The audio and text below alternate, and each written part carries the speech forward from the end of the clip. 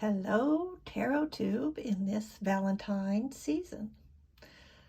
So when I saw this VR tag came up, I thought, am I going to do this? Because honestly, Valentine's just a little bit triggering for me. We don't all happen to be in loving romantic relationships. And I said, lighten up, girl. Let's just go with this. So here it is. All right, the first deck, the Fling. A deck with which you had a short period of wild times. So I think a Philly deck is a good one for this. I got it while I was on a trip, so that in itself is a little bit of a fling. And I don't really use it very much, but I use it from time to time. And when I do use it, it's kind of wild and fun. And I thought of it because I just used it to do a Super Bowl prediction for a friend of mine. And don't bet money on it based on my reading, but I'll put a link up there to where I did the reading. So yeah, it's just fun. It kind of reminds me of all the many little short trips that I've taken to Philly, where I just had kind of a wild time with friends, family, and by myself. So that's it. It's the Philly Tarot. Lovely. Put that to the side. Okay, the next deck is Puppy Love, a deck with which you were infatuated but couldn't make a long-term commitment. Well, this was a hard category, but I decided to pick the Everyday Witch because I think it reflects a sensibility that I was mostly comfortable with a few years ago. And then I started feeling like, I don't know, this is very Caucasian. And I started wishing there was more representation, more inclusion, more diversity in the deck. And yet, the deck is absolutely charming, and it is so close to my heart, and every time I pull it out and use it, I am not disappointed. There's my card. And I do love this. So yes, I have puppy love for this deck. I know that it's not the all grown up, fully sophisticated, knowing everything I know deck, but I have great affection for it. All right. Next category was Friends with Benefits. And this deck I chose, the Herb Crafter's Tarot, because I mostly think of it as just this very solid, from my roots, my passion for the earth. Whoops, what have I done here? And yeah, sometimes when I pull a single card out, I just put it back the other way. And it feels just so friendly and so just in tune with who I am in my spiritual life. And yet sometimes it just packs a passionate punch. And so it is a Friends with Benefits deck, I guess. I have to say I wasn't in love with this category. Actually, well, okay, all right, there we go. So it's the Herb Crafter's Tarot, readily available, mass market. Okay, the next one, Love at First Sight, a deck you loved from the start. And that is Witch's Wisdom. Love at first sight. I know that a lot of people have problems with the cardstock, the cardstock and the size and the just handling the cards is enough to make it so they won't use it, literally won't use it. I find it a little uncomfortable, especially since I have some arthritis in my hands.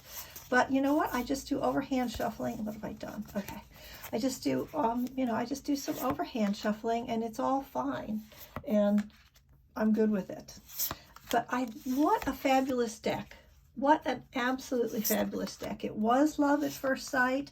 I didn't fully understand what I was getting into and how I was going to have to learn new things with this deck. But the new things that I learned totally paid off. So it was Love at First Sight and still love. And I can't say enough good things about this deck.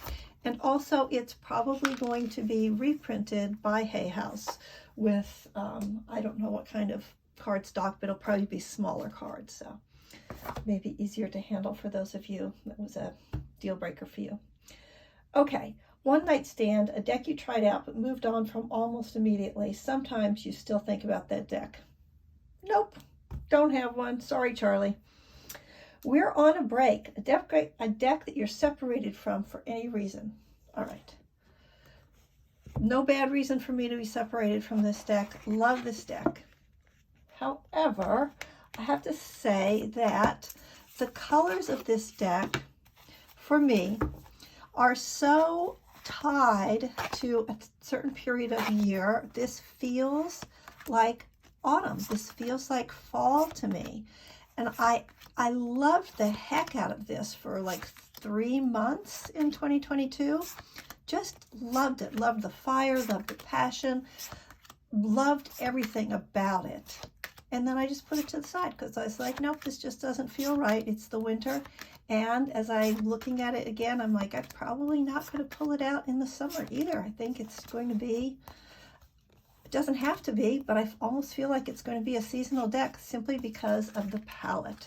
But I love it. I love the way the cards feel. Love this deck. Love it. Okay, so there's that one.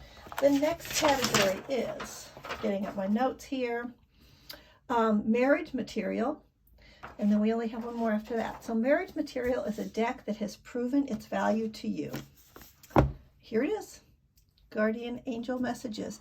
It keeps coming up, and frankly, it surprises me a little bit that it comes up as much as it does. If you don't have this deck and you're holding off because you've got some feelings about Radley Valentine or angels or something, I would say wait until this, it always goes, I edged it. It goes on sales pretty frequently, and you might consider picking it up and giving it a try. I feel like the keywords are super. I appreciate the representation in the deck.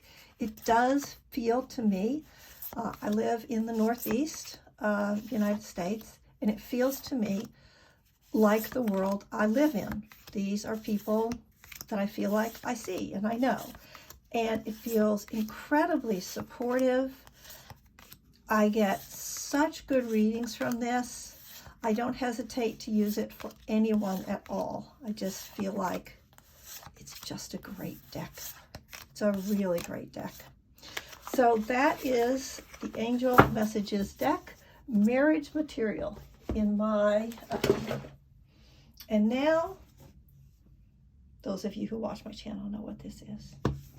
Happily Ever After, My True Love in a deck. This is it, man. This deck is the deck that wins out over all decks in all categories at any time. Did I order the reprint? Yes, I did. I did order the Spirit Keeper Tarot Revelation Edition reprint, which is, I'm taping this in February of 2023. Still available on Benabel Wynn's website. And I don't know if she's going to continue publishing tarot decks. She's just so creative.